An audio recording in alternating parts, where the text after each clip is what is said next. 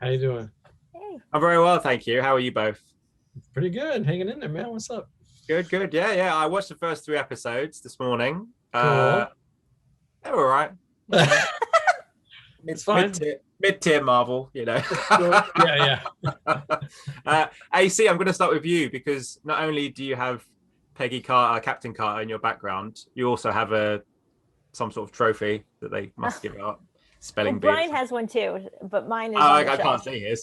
yeah. And Mine are hiding in other parts of the house right now. my home office. That's why. Okay. It's a nice print, though, I have to say, I of Peggy Carter. stole it right as COVID hit. Oh, you got that on camera now. No going back. Nice. Obviously, it's great to write for Marvel, to get a job at Marvel, but to do something like this, where you get to be so even more creative than it's been before, and to do things that we may not have ever seen before, T'Challa as Star-Lord, for example, or Captain Carter. It's not a bad job, is it? It's not a bad day's work or 2 days work to do something like this. It must have been so much fun to do this. Writing What If has been the dream of a lifetime. When you're brought into Marvel, you don't know what the meeting is about until you're sitting in the conference room. They don't tell your agents, they don't tell your manager. They just tell you to show up at this time, and you do. And you kind of mentally prepare yourself of like, okay, even if I'm writing like Power Pack, I am going to be super excited. And when Brad Winderbaum was like, this is what we want to do, my first thought is, holy crap, they're letting me write all of them. So often women writers are allowed to write the female characters, and writers of color are allowed to write the heroes of color. To be able to go through and kind of like break down that wall a little bit, where I got to write not just Pepper Potts and Captain Marvel, but I got to write Killmonger. I mean, that was the biggest surprise and honor and treasure, that I got to show up and write Doctor Strange. And I'm not even British. Actually, I'm half Irish. That was the greatest honor, because I felt like there's never going to be a time in my career where I'm going to be given this many characters, this many icons, and told to go find what makes them human, what makes us form a connection with them, and run with it.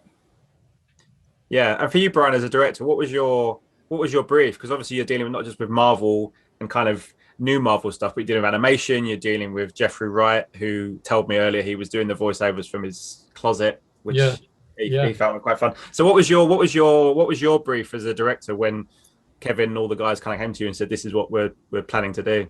Well, I mean, they had worked with me before on on a bunch of the movies, like doing action sequences, so they're familiar, And I did a bunch of work also. The last ones I had done before I got this was, Infinity War and Endgame, working with the Russo brothers and doing the whole final battle and doing the whole Scotland sequence when they're in there and stuff like that, and exploring that, So I mean, I don't know.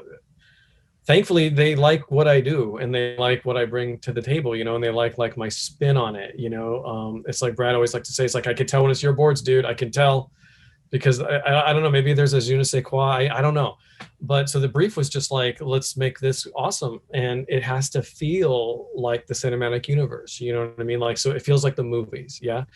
And the joy is the fact that we got to work in so many different genres, because the different episodes got to like be different things. AC and I feel the same way. Love so many different types of genre. We want to like dive in those different pools and play. And we got to do that. And we just have to make sure it feels like the stuff that we've seen before. And with the amazing writing that captures the voices of the characters so well, I mean, the battle's like half won, right? It's like, boom, there it is. So now it's just, okay, now visually. And because it's animation, we get to, and maybe we don't have we have different time constraints than the live action stuff. But like, I refuse to allow lighting to fail. I refuse to not have it look right. We don't have to deal with we're losing the sun. Quick, the next setup. We don't have those dilemmas. So we can actually push the visual look maybe a little bit more, like, you know what I mean? So for me, that was a joy, making sure it's just like, you know, maybe making the live action guys a time maybe a tad bit jealous with like some of the beauty that we can bring to the screen, because our team's incredible, and it's just like we can go more, because they'd look at the movie and this is how it is in the movie. I'm like, great, that's a stepping stone, but let's push it just a little bit more. We can maybe go a little bit more with that. So that was great fun to do.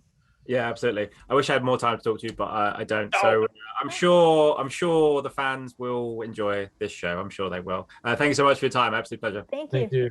Ladies and gentlemen, you're watching Hey You Guys. Hey You Guys, huh? Hey, you guys. Is that from the Goonies? It is indeed, yes. Nice. Hey!